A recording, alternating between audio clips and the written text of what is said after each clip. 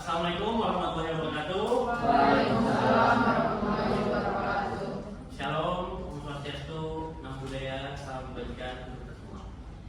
Selamat sore teman-teman. Terima kasih telah meluangkan waktunya pada sore hari ini.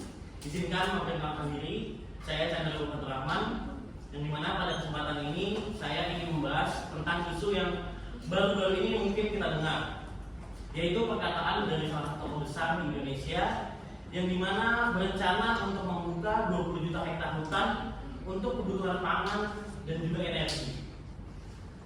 Rencana proyek 20 juta hektar hutan untuk pangan dan energi ini akan menjadi proyek legalisasi deforestasi yang memicu kiamat ekologis.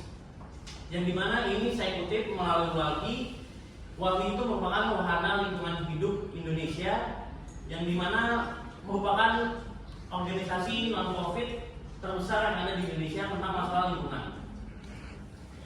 Sebelum memasuki apa dampak dari food estate sendiri, saya menjelaskan bahwa food estate di Indonesia atau program ketahanan pangan di Indonesia ini sejarahnya bisa dikatakan sangat tidak bagus, di mana pernah dimulai pada Presiden Soeharto tahun 1996, di mana itu food estate-nya gagal. Di situ dia mencoba untuk menanam padi, lalu dilanjutkan oleh Presiden Susilo Bambang Yudhoyono, dilanjutkan oleh Presiden Jokowi, yang dimana Presiden Jokowi ini sejak 2019 telah mengalokasikan dana sekitar 539,7 triliun hanya untuk program food estate saja.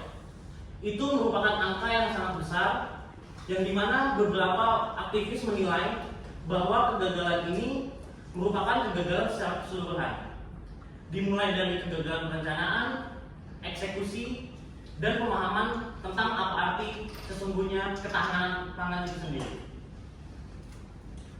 Proyek food estate yang ada di Kabupaten Gunung Mas Kalimantan Tengah ini, yang dimana program Presiden Jokowi dinilai sebagai food estate yang gagal.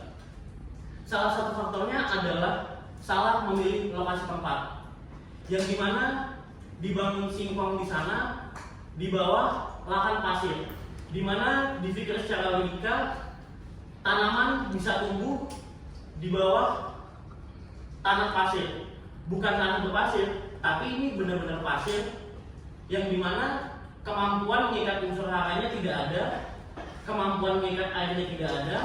Adapun food estate ini seolah-olah berhasil pada lokasi yang di Gunung Mas itu ditanam jagung bernilai 54 miliar, tapi itu dibuat menjadi kantong polybag, yang dimana kantong polybag itu bisa ditanam di depan kampus, tapi anggaran tersebut dengan 54 miliar ditanam di Kecamatan Gunung Mas yang ada di Kalimantan Tengah.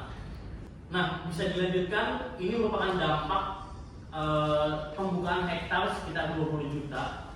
Nah, sebelumnya teman-teman tahu nggak 20 juta hektar itu luasnya semana?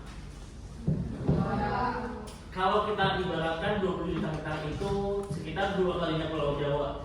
Tapi menurut Menteri Kehutanan, 20 juta hektar itu terbagi menjadi beberapa titik, tidak hanya di pusat satu titik aja. Namun kendala yang dihadapi di food estate ini tuh menjadi sangat beragam.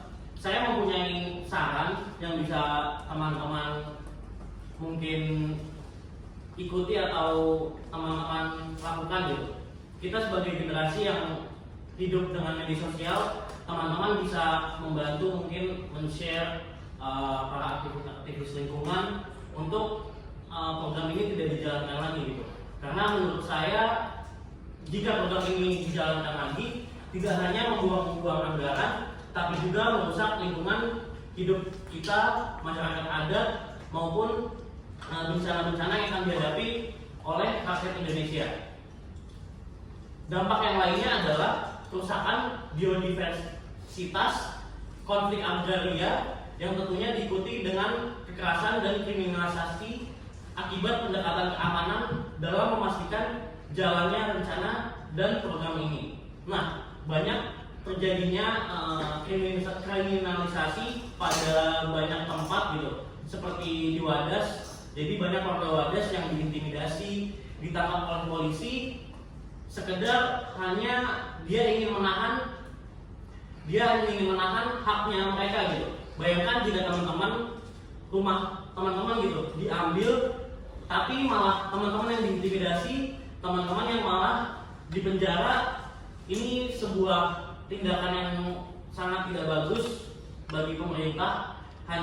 Menurut saya ini juga hanya ingin pemerintah maupun oligarki hanya ingin mendapatkan keuntungan semata tanpa memikirkan bagaimana kondisi rakyatnya itu sendiri. Pembukaan 20 juta hektar ini juga akan semakin memperparah persoalan kebakaran hutan, di mana jika hutan-hutan tersebut merupakan kawasan gambut, ya tentunya itu bisa menjadi kebakaran yang sangat hebat.